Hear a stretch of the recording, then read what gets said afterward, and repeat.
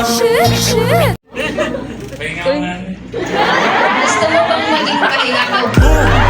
Parang neneng di ang kanyang katawan. Sa tingin mo, So yung mga very good, bibigyan namin ng Jayco, di ba? Nagbigay dati kami ng house and lot. So yung top 1 natin for our quiz B, magkakaroon siya ng 1 million. Daig pa niya si Fiang. Sheesh! Di ba? Ilang days sa PBB. Dito, 1 oras at kalahati lang, may 1 million ka na. Ganon kami kayaman sa JP ka. Di ba, guys? Ano yung kaban ng So, yung sponsor nun si Spencer, ha? Yung top 1 kay Spencer.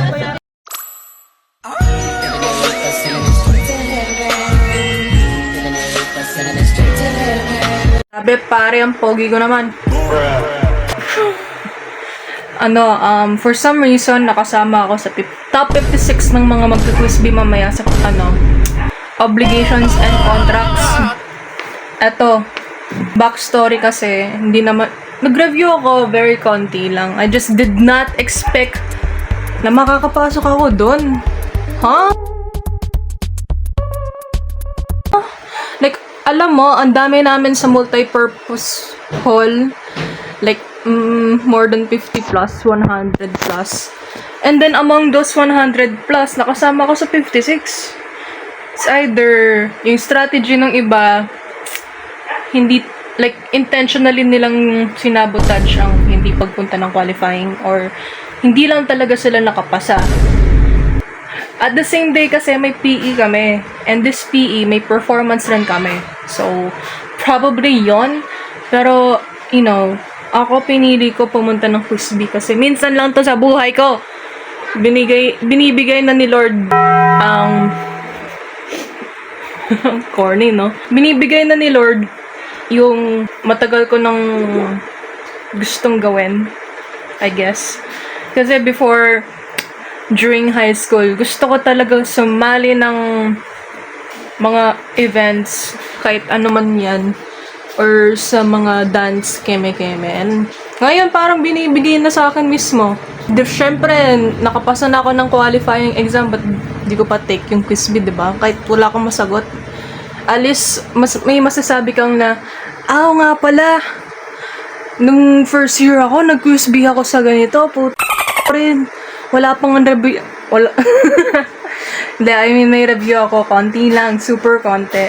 Ayun, yun lang yung update ko. Update ko kayo kapag ano nangyari or some shit. Bye-bye. So, dito ako, library. Banas as fuck. Kasi, nag-absent ako ng PE para lang sa quiz B. Tapos, nung move ng 2:30. 1 yung namin. Performance. Tapos, na-cancel. Yay! Guys, hindi natuloy yung quiz B. So, wala kaming ginawa. Nakatanga lang kami sa library, tapos nagkakwentuhan. Alam mo, dapat nag-PE na lang ako ngayon. Sabi ko, fuck it. Mag-PE tayo.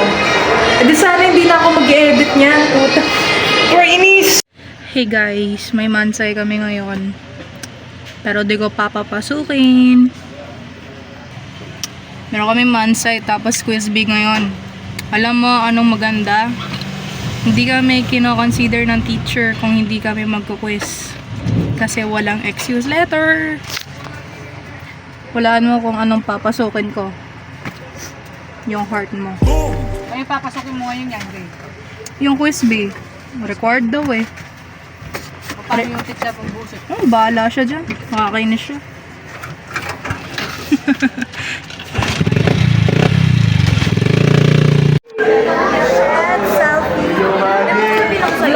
sinabi daw ni, wait lang, ma-record yung chismis. Vanessa, ano masasabi mo sa quiz B? Wala pa tayo. 50 over 50. Ay, shit! Diba? Ako, ikaw, Be, ano masasabi mo sa quiz B? Ba? Ano yan, tite?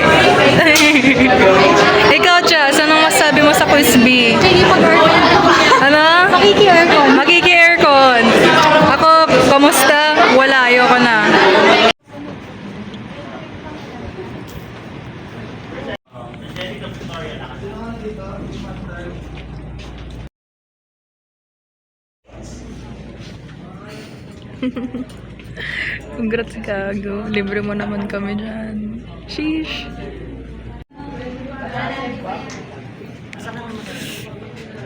Sino yan? Hindi ko kilala. Ay, si Vanessa. Hello.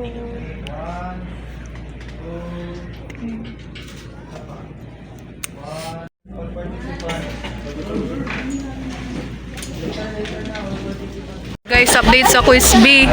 May nasagot ako, naka 32 ako overall. Whoosh. Ito, highest. Sarap. Eh, sarap ba ako, guys? Kaya pala po.